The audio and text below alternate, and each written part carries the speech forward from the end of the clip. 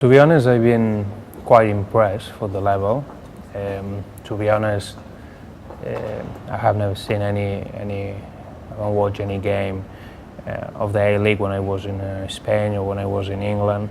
So it was a big question mark, it was a big doubt how it would be the football. You had some ideas in your mind, but really when you come here is when you start realizing about the level of this football. And I have to say that I've been really impressed. I think it's obviously is a league that has been started just a few years ago, so it's quite young. And obviously you see a few things that obviously going to be improved in the coming years. But in general, overall, I would say it's unbelievable. It's unbelievable. You can see the organization, you can see the media how it's supporting, and you can see all in broadcast all the games on TV. So it's quite positive so far. Well, obviously there are many differences. If you compare, obviously in Spain there are many clubs in Spain, and then that makes easier to produce players, and then obviously brings the level higher. And in Spain or in Europe in general, that's the biggest sport, is the main sport. And obviously here there are other sports that they are really strong. They have really support and big fan base. So really, nowadays is a gap between both. But I think it has a future. It has a future in Australia, soccer, football, because first of all, is a big interest. I think, as far as I heard, is the sport where the youngest they practice more, and that means a lot of people that they're learning and then getting better. So I'm sure that if it is a good and proper academy system, in the coming years we're gonna see the level of the A-League even higher than now. I think that there are many things that are really difficult to describe. Probably sometimes, when you speak with some important coaches in the world, and it's just enough if you keep one sentence of that person, because that sentence would mean more really than what just means, or what seems that means. So realize about situations when is a good moment to talk, when is better don't say anything. I think overall I would say it's important to recognize the situation, especially when the things are not working or they don't go in the way that we want. Then is when we need to stick more together and take it easy and keep calm and be focused on the important things. So often you see bad reactions from coaches or players or fans, and we need to keep the feet on the ground and keep thinking, that was a bad game, yeah, fair enough, but there are more games that will come and we need to be focused on the next one. And that's the way how football works. Basically, even when you are winning, you need to analyze what's happening with your group of players, with your team, and what you can make and what can you improve even when you're winning.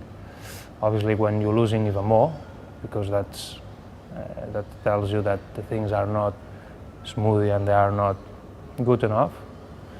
But always you have to analyze and try to be objective as possible. As I said before, sometimes we will let ourselves go into one direction just because we heard that from the media, because we heard that from someone else, and we need to analyze the things properly and then try to work in that way, in the way that we believe that we're gonna change and we're gonna turn the things around, and that's the only way. Of course, this year, as far as I know, almost half of the squad has been changed, or half of the squad. Basically, many players are new to the Melbourne Heart, so that obviously takes time to this adaptation to obviously understand the head coach ideas, and it's not easy. It's not easy. It's not just one day and then everybody knows and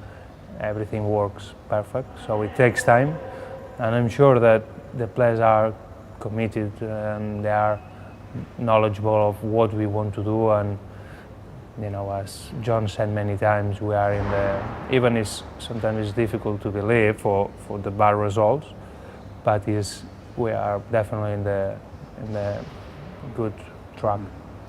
I think it's important to say to the players that not everything that we're doing is wrong, because that's as we said before, is sometimes we think, well, everything is a big disaster, and if you see properly all the performance, all the games that we play, you're going to see that in some games we were on top of them and we create chances, we were strong defensively. So if we done it once, why we're not going to do it in the future? Obviously we've been unlucky with the injured players, but I'm sure that in the future we're going to get back that luck that we missed in the beginning, and players will do the things that they've been successful in the beginning, that they've been doing right in the beginning, and obviously we're going to improve the ones that didn't work. Well, as you see different styles, I think it's important to keep yourself calm and I would say relax. At least show that to the players and the people around you. It's hard because we are human beings and we have feelings and we feel frustrated sometimes, but you are the person that everybody's going to look, and you are important, really important for a club. So you need to keep the head up, analyze properly, check, and obviously sometimes you're going to need to change a few things. And some other times you need to stick to the points that you believe that they are really important, and as we said, we already done some really positive things, even we didn't score enough and we didn't keep the clean sheet in few games, but there are many styles, different styles. It's just not one better than the other. You can see coaches that they are more passionate, you can see coaches that are more relaxed. Rafa was a really good coach in terms of organization, in terms of analyzing, and he's a good example in that sense. In the end, it's people, and it's the same people in one country and the other, so everybody wants to win, and if you don't win, the things obviously doesn't look good, and the things get quite tough, and we're struggling. Simple like that. Wherever you are, doesn't matter if you are in England, if you are in Spain, or you are in Australia. So that's a common factor. But obviously, some clubs they are more patient. Some clubs they really understand the way, that this is a process. It's not, few days of work and you're gonna see the improvement. So this takes time, and that's good when you see this support from the top, from the board, then obviously the players, the coaches, all the people involved with the club, and obviously the fans. We know that some fans they gonna understand, some others they don't, but that's the way it is everywhere. In terms of a message to the fans, and what would you say the most important thing is over the next couple of weeks? I think it's important to realize about what it means a club. I always, something that I like it a lot when I was in England is that you could see that the people really is fan of a club for a reason, because they might be born in that area or for whatever reason, but they stick to the club forever. And that what means forever, it means in the good times and in the bad times. And I would say that's like a marriage. And in the end is, everybody would like to spend times in the parties or in the great moments, but It's in the bad moments when you really see if that was worth it or not. And especially now is when we need that support from the crowd, from the fans. And I'm sure that if we stick all of us together, we're gonna get there about. The people in the media, they are really nice.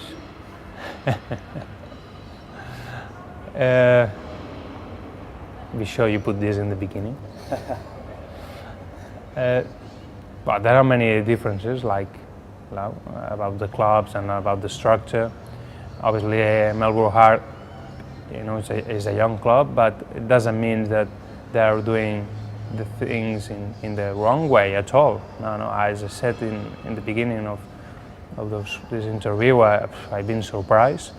I see a really good organization, and I think it's a club with ambitious, and I am an ambitious person, so I think it's a really interesting project ahead.